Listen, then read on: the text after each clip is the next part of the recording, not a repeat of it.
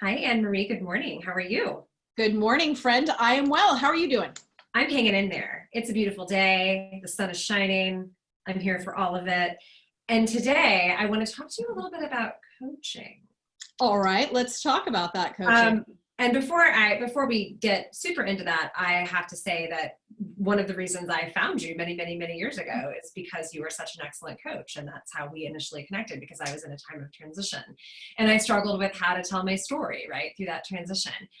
With our work now, we're getting a ton of coaching calls, right? And I think, because of distancing, being able to harness and use the services of a really good coach is really incredibly important, right? So talk to me a little bit about that. Like, what do you make of all that?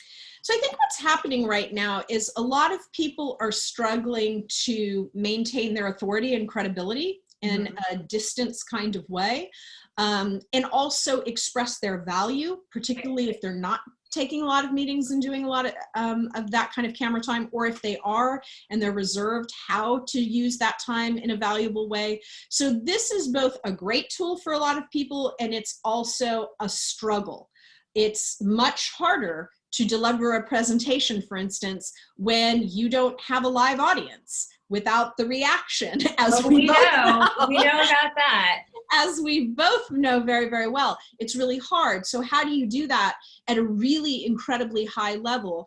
How do you connect with people on video conferencing? Those kinds of things are becoming barriers that are emerging. And I think we were both extremely surprised in this environment to be getting this many calls.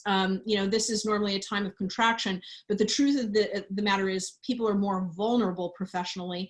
And a lot of people, there are few, some people are getting laid off. And I think also career positioning is another thing that's coming up a lot for people. Yeah, totally. And I've just thought too about the fact that as we, if you're working from home and you're sort of in this island, like if your only communication with the outside world or with the people within your organization to whom you need to be selling yourself to advance and so forth, you need to be able to tell your story in a really cogent way, whether it's through Zoom platforms like this or, frankly, effective written communication. In my opinion, I think the value of written communication is the volume is turned way up on that, right?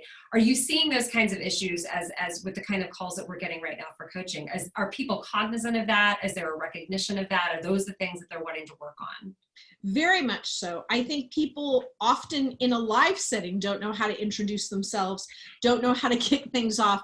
And now, to your point, the video conferencing has just turned up the volume on all that. Yeah. Anything that you don't do well, that struggle is being magnified. And in other ways, it's also allowing you to, show up better for people who are advantaged, but it's a huge advantage to people who understand how to connect in this medium versus people who don't and are struggling. So I think the coaching is really what it's always been. It's about having executive presence. It's about understanding how to push back on biased feedback about executive presence.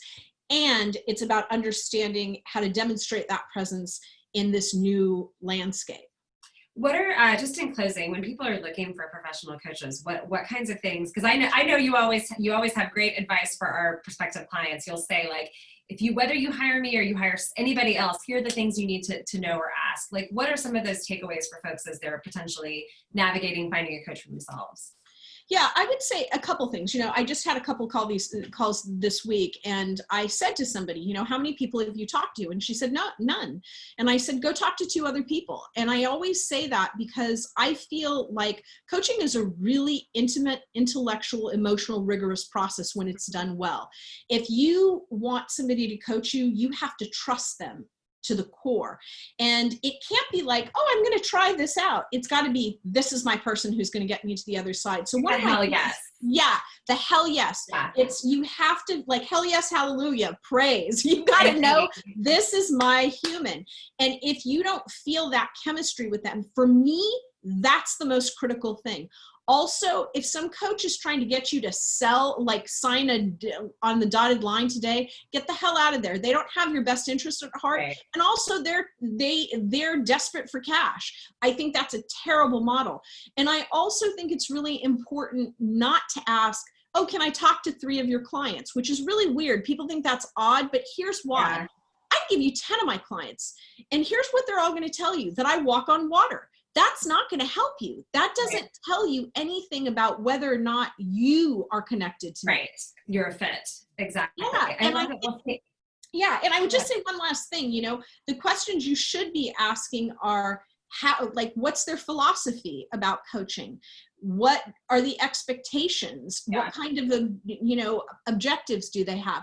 Ask more critical questions about the process and determine for yourself and trust your gut about their credibility and whether or not they're going to be the person to shepherd you to the next level. I love it. Thank you so much for sharing. And everyone, have a wonderful weekend. Follow us on LinkedIn. Subscribe to our YouTube channel. If you're here, it's because you found the YouTube channel. We would love for you to subscribe. We would love it so hard. We would love it real hard. And have a great weekend, Anne-Marie. Thank you. You too. Bye. Bye.